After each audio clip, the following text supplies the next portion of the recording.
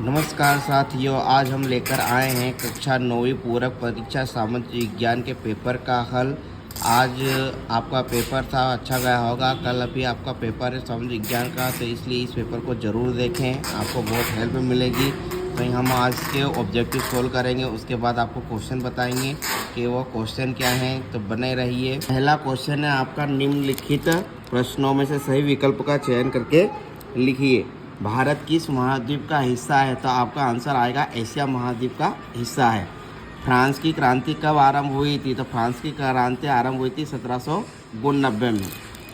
फिर है next question, नाजीवाद किस देश में राजनीतिक विचारधारा के रूप में उभरा? तो जर्मनी। क्या आएगा आंसर आपका? जर्मनी। नाजीवाद किस देश में राजनीतिक विचारधारा के रूप में उभरा? तो जर्मनी।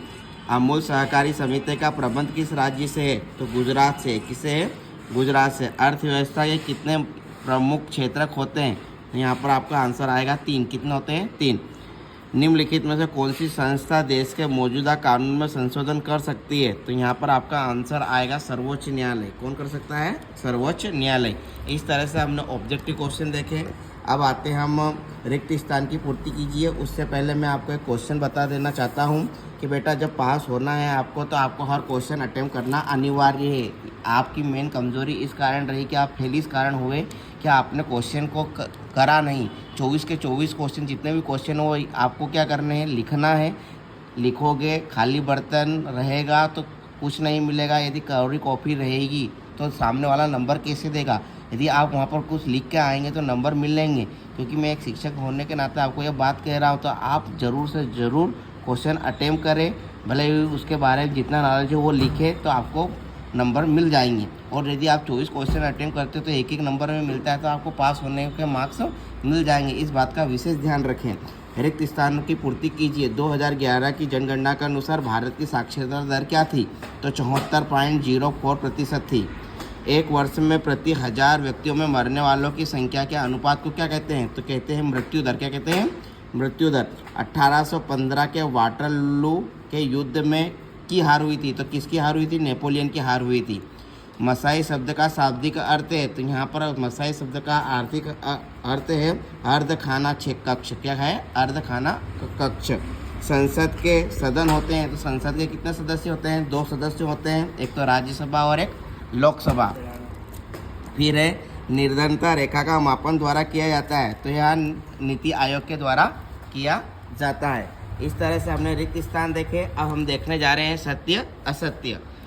तो आपका जुकाम और खांसी की दवा के लिए तुलसी का उपयोग किया जाता है? तो यह तो हमको सब बच्चों को पता है, घर में आपको पता ही होता है किसका यूज़ करते हैं। तो खांसी की दवा के लिए तुलसी का उपयोग किया जाता है, तो आपका आएगा सत्य। भारत एक धर्मनिरपेक्ष राज्य है, क्योंकि यहाँ पर बहुत सभी धर्मों को बराबर ही स्वीकृति है, तो सत्य आएगा ये भी। वाइमर समर्थकों को मार्च का अपराधी कहा जाता था, यह क्या आएगा आपका? असत्य।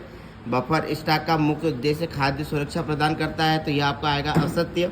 ऊंचे पहाड़ों में स्थित घास के मैदान को रेवड़ कहते हैं, तो यह क्या आएगा आपका? असत्य आएगा। रायका समुदाय के लोग राजस्थान में रहते थे, तो यह आपका क्या आएगा? असत्य।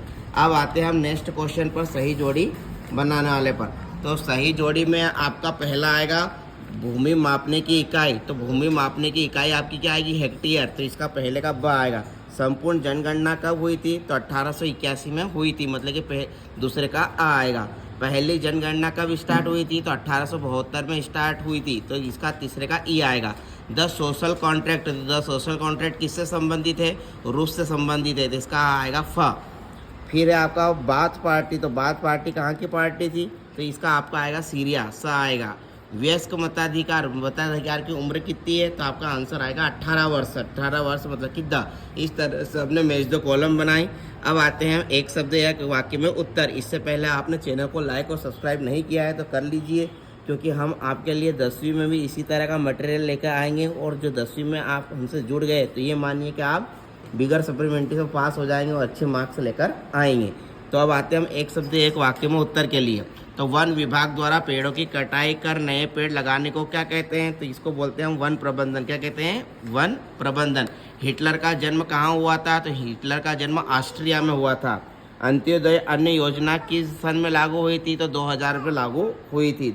संविधान की प्रारूप समिति के अध्यक्ष कौन थे? तो संविधान की प्रारूप समिति के अध्यक्ष भीमराव अंबेडकर थे, BR अंबेडकर। भारत के वर्तमान राष्ट्रपति का नाम क्या है? तो द्रौपदी मुर्मू है। फिर है नेक्स्ट क्वेश्चन, अधिकार क्या है? तो अधिकार हम यहाँ पर लिख सकते हैं कि अधिकार मौलिक हक या स्वतंत्रता है जो व्यक्तियों के पास होती है, जिसमें इसको कानूनन संरक्षण प्राप्त होता है, उसे हम क्या बोलते हैं? अधिकार बोलते हैं। इस तरह से हमने ऑब्जेक्टिव क्वेश्चन देखे। अब आते हैं हम उसके डिस्क्रिप्टिव मतलब 2-2 नंबर वाले 3-3 नंबर वाले क्वेश्चन पर। तो पहला क्वेश्चन है आपका, भारत के उन द्वीपों के नाम लिखिए जो प्रवाल भित्ति के बने हुए हैं, द्वीप किस सागर में स्थित है और उसका और में है प्रवाल क्या है? बेटा इनके मैं आंसर प्रोवाइड नहीं कराऊंगा, इनके आंसर आपको ही ढूंढना है। अरावली तथा विंध्याचल की पहाड़ियों में कौन सा पठार स्थित है? इसका है ये वाला क्वेश्चन एग्जाम में अधिकतर आता है। खादर किसे कहते हैं? नमामि गंगे परियोजना क्या है? तो नमामि गंगे परियोजना नर्मदा नदी को स्वच्छ रखने के लिए अपनाई गई है, उसको क्लीन करने के लिए। तो आप लिख सकते हैं नमामि देवी नर्मदे क्या है। फिर है जलवायु क्या है? बहुत अच्छा क्वेश्चन है। हिमालय का भारत की जलवायु पर क्या प्रभाव पड़ता है? कोरियोलिस बल पर क्या है? चक्रवात प्रभावित 2 राज्यों के नाम लिखिए। तो जो तट पर स्थित है गुजरात है, ठीक, इन राज्यों के नाम लिख सकते हैं आप।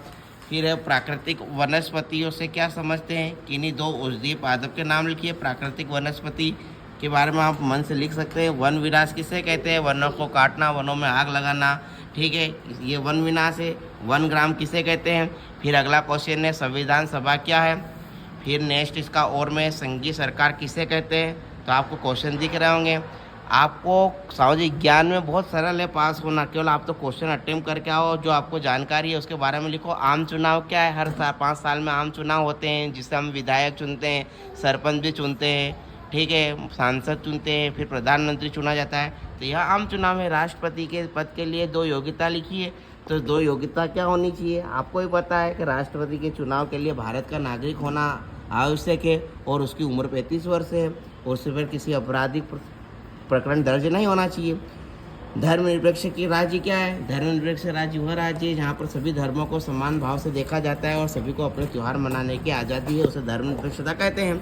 मौलिक अधिकार किसे कहते हैं? बहुत सरल क्वेश्चन आप लिख ही दोगे। कार्यशील पूंजी से आपका क्या तात्पर्य? बहुविध फसल प्रणाली से क्या सही है? फिर नेक्स्ट क्वेश्चन है हिंद महासागर में भारत की केंद्रीय स्थिति होने के 3 लाभ बताइए। भारत में मानक समय की आवश्यकता क्यों है? 3 बिंदुओं को स्पष्ट कीजिए। रूसी क्रांति में 3 प्रमुख कारण लिखिए। 1917 में जार का शासन क्यों खत्म हुआ? ठीक, नेक्स्ट है फिर अपना आर्थिक सभा तथा गैर आर्थिक क्रियाओं का उदाहरण देकर समझाइए। प्राथमिक, द्वितीय, तृतीय में कौन कौन सी आर्थिक क्रिया संचालित है यह लिखिए। इस तरह से हमने 20 वाले क्वेश्चन देखे। आपके 3 नंबर के क्वेश्चन यहाँ से स्टार्ट हो रहे हैं 18वें क्वेश्चन से। अब आते हैं हम 4 नंबर वाले क्वेश्चन पर। तो लोकतंत्र के गुण लिखिए। अब लोकतंत्र के गुण आप लिख दोगे। वर्तमान समय में लोकतंत्र क्यों आवश्यक है? अपना विचार लिखिए।